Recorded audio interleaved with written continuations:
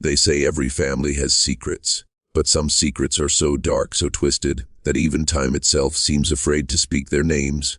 Imagine a place where bloodlines fold inward upon themselves, where generations pass down more than just a name they inherit, a nightmare.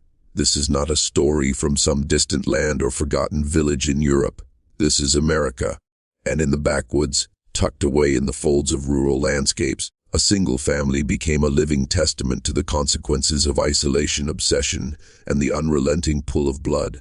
Hello everyone, before we start, make sure to like and subscribe to the channel and leave a comment with where you're from and what time you're watching. That way YouTube will keep showing you stories just like this one. From the outside, they seemed like any ordinary family. Modest homes, dusty farms, the quiet rhythm of work and worship. But behind the faded shutters and locked doors, a different reality thrived. Children were born not just to parents, but to a history that looped endlessly, refusing to let go. Cousins, uncles, even siblings intertwined in a dance older than memory, passing down traits that whispered of a lineage at odds with nature itself. Historians and locals alike spoke of them in hushed tones, their stories fragmented and often dismissed as folklore. Yet the records tell another story, one of startling deformities, of intellects twisted in solitude, and of a family trapped in cycles that no outsider could imagine. Each generation carried the invisible weight of its own ancestry, and with it, the inevitability of repetition. Children who should have been carefree grew up under the shadow of their genetic inheritance, their futures written in codes they could neither read nor escape. It is said that the first signs appeared almost immediately after the family settled in isolation. Small, seemingly harmless anomalies at first, unusual facial features, subtle behavioral quirks.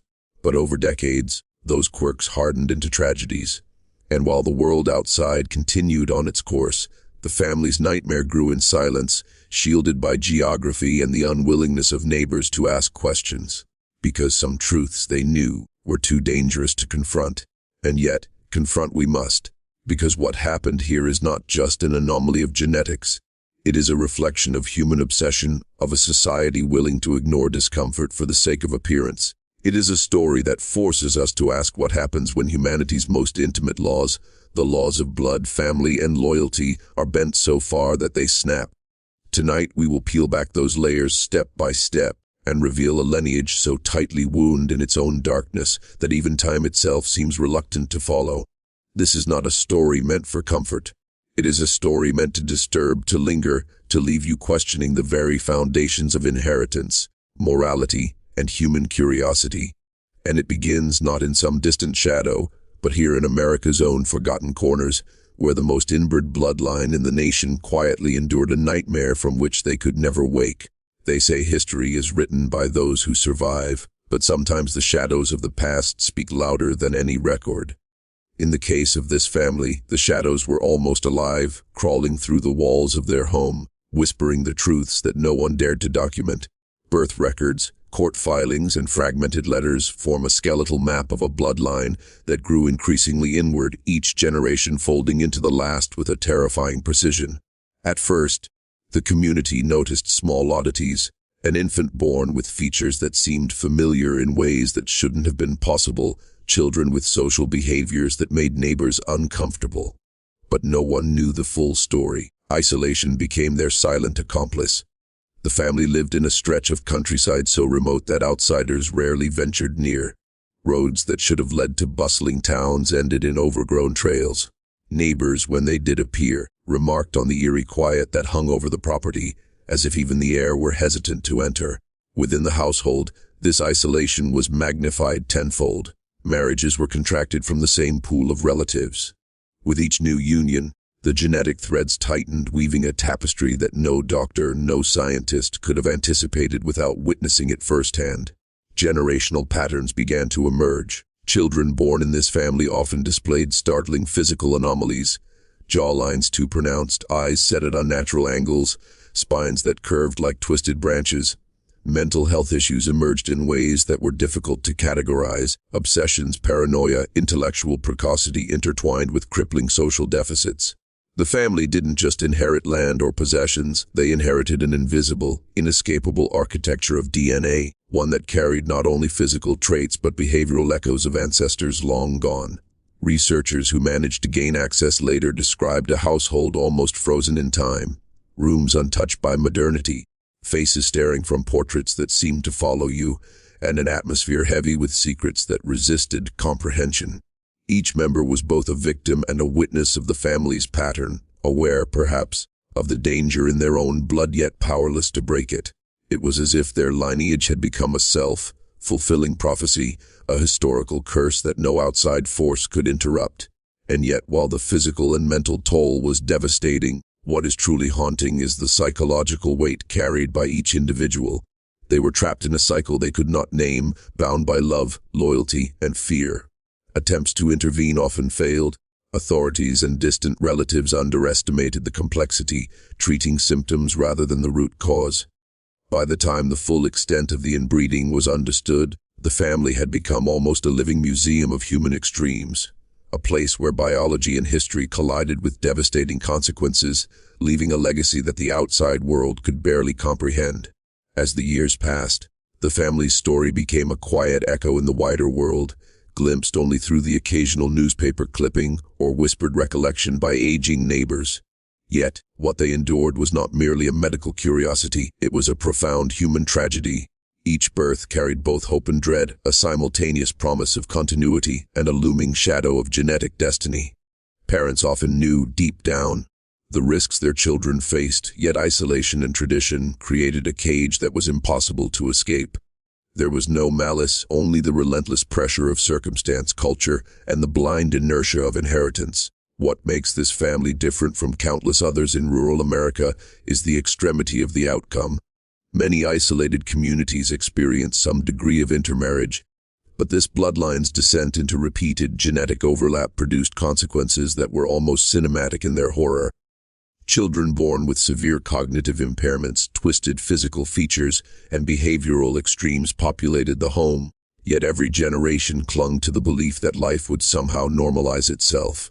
The outside world saw them as curiosities, the family saw them as normal, and in that normalcy lies the true horror, the normalization of suffering, of trauma carried quietly and unspoken, generation after generation. Medical professionals who later studied the family attempted to quantify what was happening, but numbers alone cannot convey the depth of anguish or the psychological weight that permeated the household.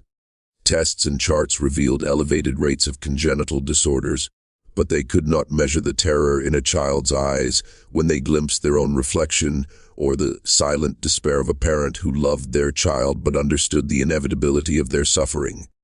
Every milestone, every birthday, became a bittersweet testament to endurance, a reminder that survival in isolation was often the only victory possible. Even the community surrounding them played a role, whether knowingly or unknowingly. Gossip, avoidance, and polite silence reinforced the family's separation from the rest of the world. Visitors were rare, and the family adapted by creating their own norms, rituals, and social codes, which outsiders would have found incomprehensible. This self-contained reality allowed the cycle to continue unbroken. It became not only a biological inheritance but a social one, a tradition of secrecy and self-preservation intertwined with blood. And yet, there was a strange resilience. Despite the deformities, the intellectual quirks, and the psychological burdens, individuals in this bloodline occasionally displayed extraordinary skills or talents. Some could memorize entire pages of text, draw astonishingly detailed images, or exhibit moments of unexplainable clarity. These glimpses of brilliance, however, were always tempered by the shadow of the family curse, as if nature itself were reminding them that no triumph could exist without cost. In these contradictions lies the dark poetry of their story, a life lived at the extreme edge of human possibility, caught between inheritance and isolation, brilliance and tragedy. By the time outsiders truly began to study the family, the web of relationships had become almost impossibly complex. Cousins married cousins, aunts married nephews and siblings, sometimes unknowingly, sometimes under the weight of secrecy, intertwined in ways that defied societal norms and medical logic. Every union tightened the family's genetic spiral, compounding both visible and invisible traits. It was not chaos in the ordinary sense. It was a precise, relentless pattern, like a clockwork nightmare built from human lives. And within that clockwork, the individual's agency seemed almost irrelevant. Psychologists and geneticists who attempted to engage with the family noted an unsettling duality. On one hand, there was loyalty, an unspoken code to protect the family at all costs. On the other, there was fear, not only of the outside world, but of their own blood. Children grew up learning early that curiosity could be dangerous, that asking too many questions about heritage or birth might provoke anger, shame, or withdrawal. The family created a culture of silence, where knowledge was passed carefully, often through implication rather than words. And in that silence, the nightmare grew, invisible yet omnipresent. Some of the most disturbing accounts described children being sent to school with hopes of normalcy, only to return home with the stark realization that their peers could never truly understand them. The family's isolation created a psychological echo chamber, amplifying fears, anxieties, and obsessions. Young minds were shaped not only by the limitations of genetics, but by the limitations imposed by secrecy, shame, and the constant weight of expectation. Every behavior, every reaction became a reflection of a lineage that demanded conformity to its hidden laws. Medical examinations revealed conditions so extreme that specialists were unsure whether they were seeing anomalies of environment, genetics, or some unholy combination of both. Cognitive impairments coexisted with moments of eerie clarity, deformities with striking physical symmetry.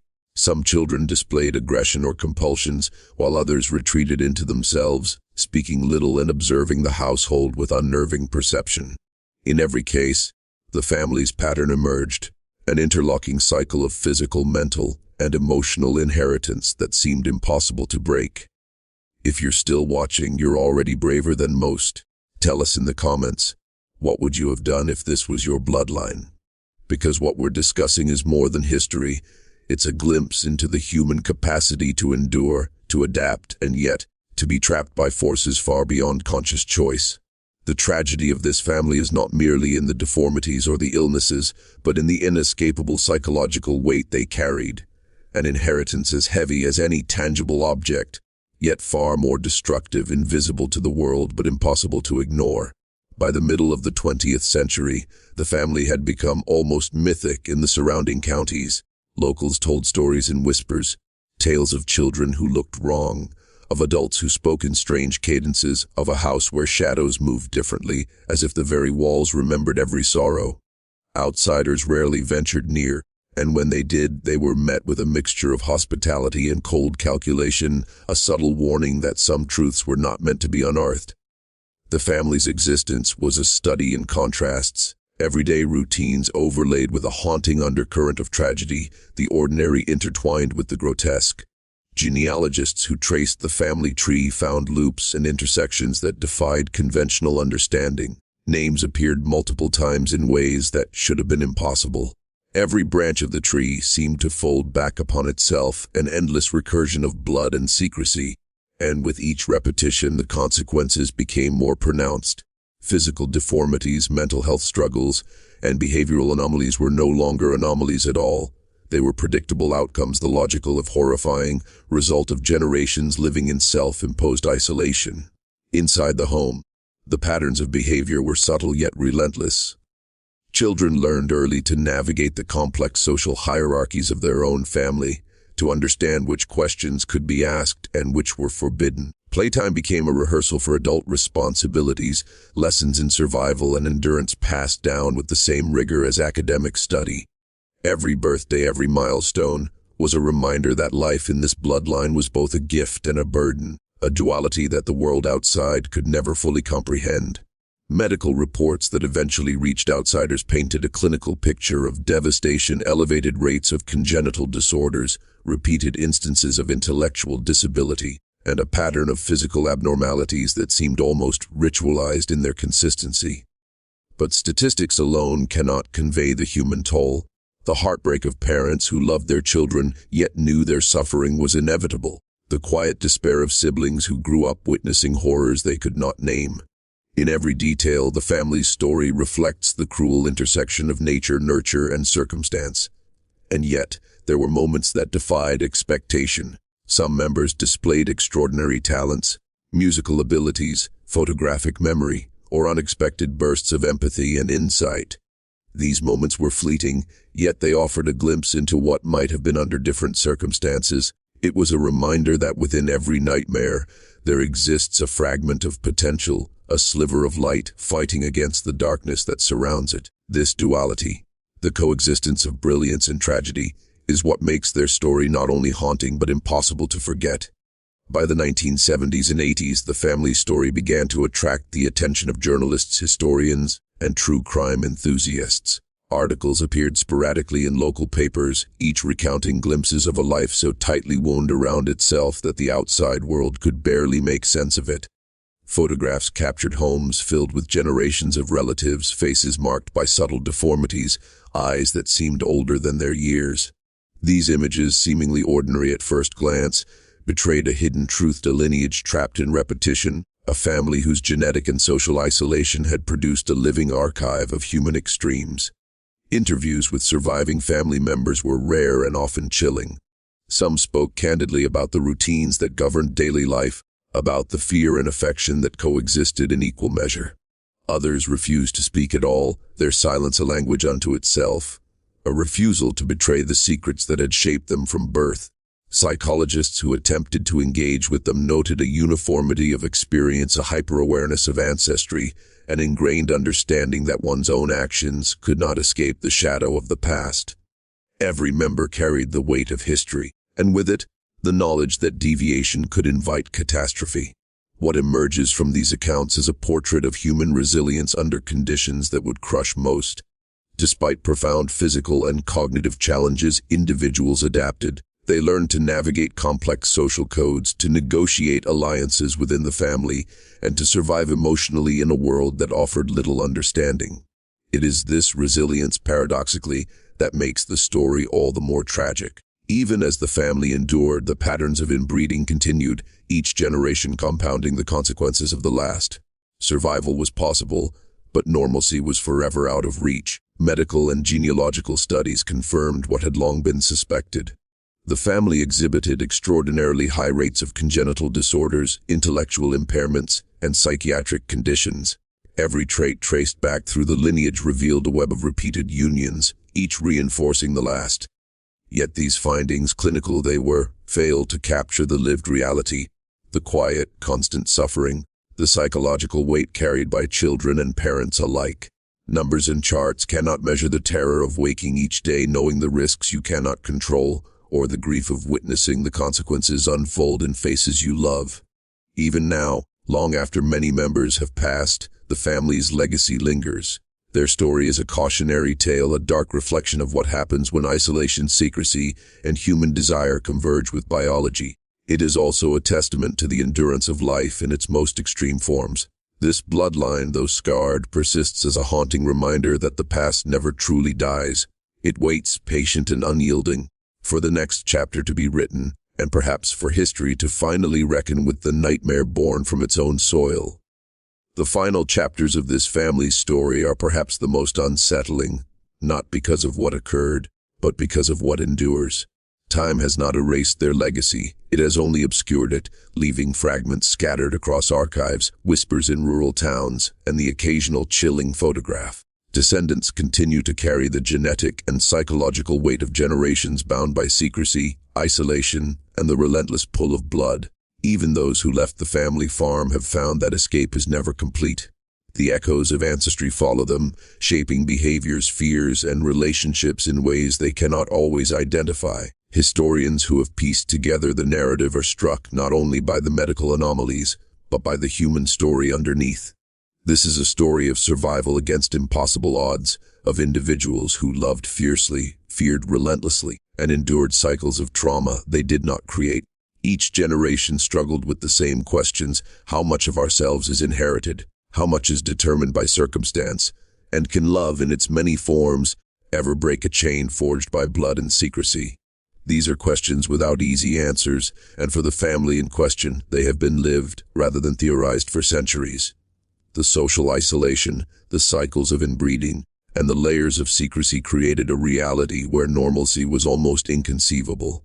Children grew up understanding that the world outside was dangerous not only for them but for the family as a whole. Norms were enforced quietly but rigorously. who one could marry, what one could say, how one could act. Every choice carried weight far beyond the individual, a weight inherited from ancestors whose lives had long been erased from public memory.